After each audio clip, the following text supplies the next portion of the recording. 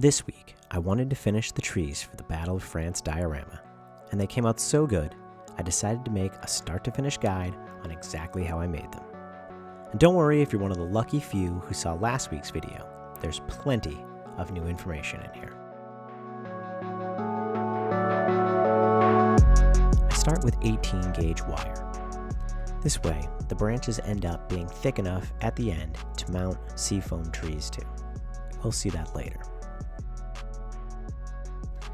A lot of tutorials show using floral wire.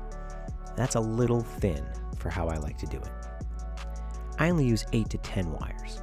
This way, I can make these wire frames a little bit quicker, and I know I'm going to finish them up with enough detail that it won't really matter. When you twist the wire, make sure you don't twist it too tight that it creates bulges. You want to make sure you keep the wire as smooth as possible. I like to leave a little bit at the base for the roots. This helps anchor the tree to the groundwork, and it also makes it easier to stand up while you're working on it. After this, it's time to make this tree look more like a tree. I use milliput, and it surprisingly doesn't take that much to cover one tree.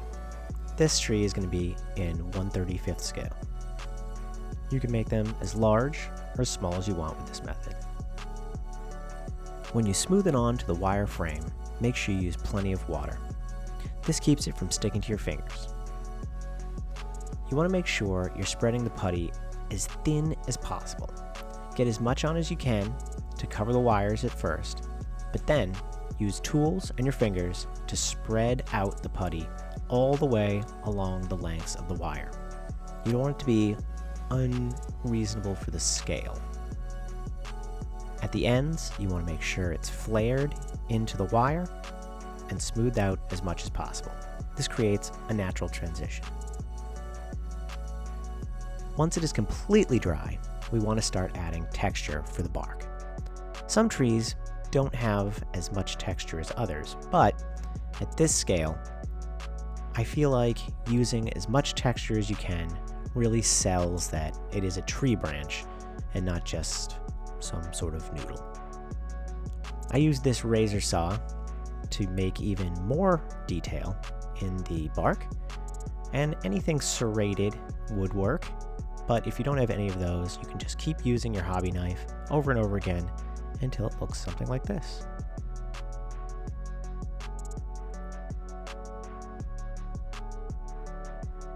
Now it's time to add the detail.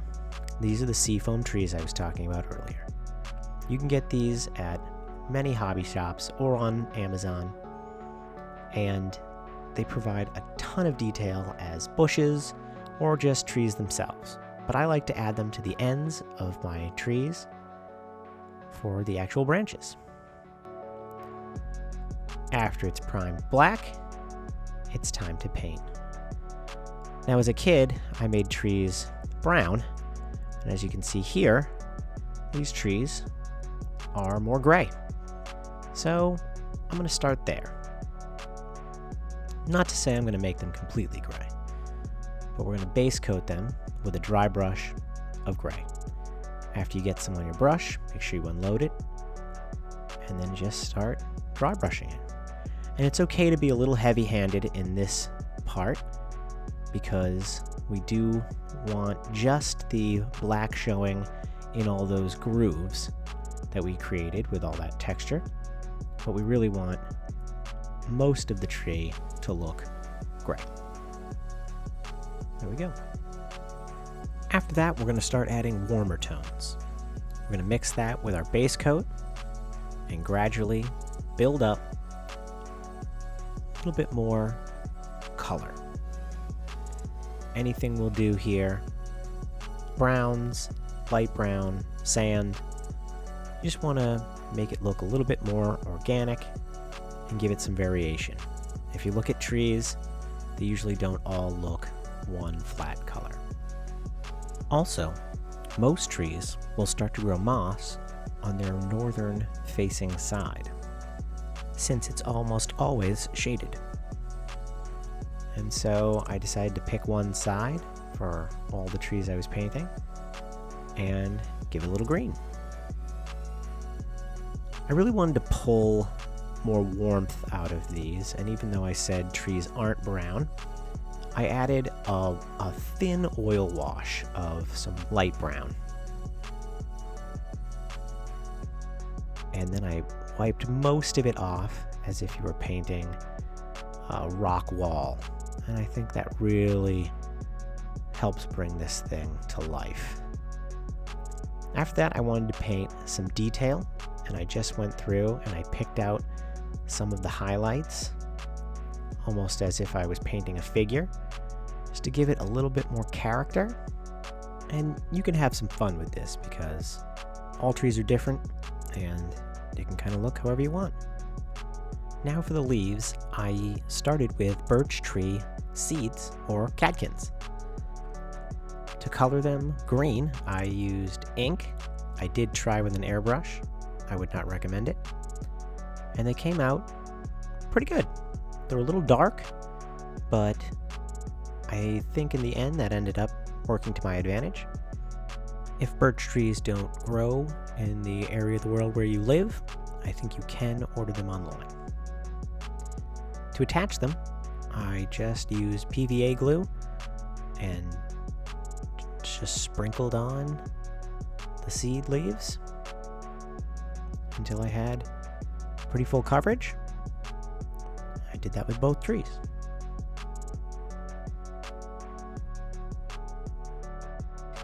Next, I wanted to add more detail, so I picked up some of these paper punches in the shape of leaves. And I did some experimenting. I used real dried leaves at first, and they looked really good, and they had a nice texture, but it took a really long time to position the punches over the leaves, and to get a lot, it took a very long time. So instead, I used this green tissue paper, and I folded it multiple times, so one punch would get multiple leaves. And this went a lot faster. Then it was just a matter of going back through and applying a little bit of glue and putting one leaf on at a time. And you would think this would have taken hours and hours, but because I have the birch seeds underneath, it doesn't need to be as full as if I was just doing this individually. I changed it up for the other tree, and I made this one a maple tree. And I probably did this process for each tree, probably took me an hour apiece. So not too bad. If you're going to make hundreds, it probably wouldn't be worth it, but if you have a few for a diorama, I think it's totally the way to go to give it that much more detail. The paper, however, ended up being a little bit more blue than I wanted it to be, and so to blend everything in, I base coated everything with a dark green. It did take multiple coats to cover the paper and blend it all in, but after that, I started using some highlights on the top of the trees, and I finished everything off with a really bright yellowish highlight to represent the sun hitting it. And I tried to make a little bit of variation between the two trees just because they're not the same variety of tree. And that was that. I put them together,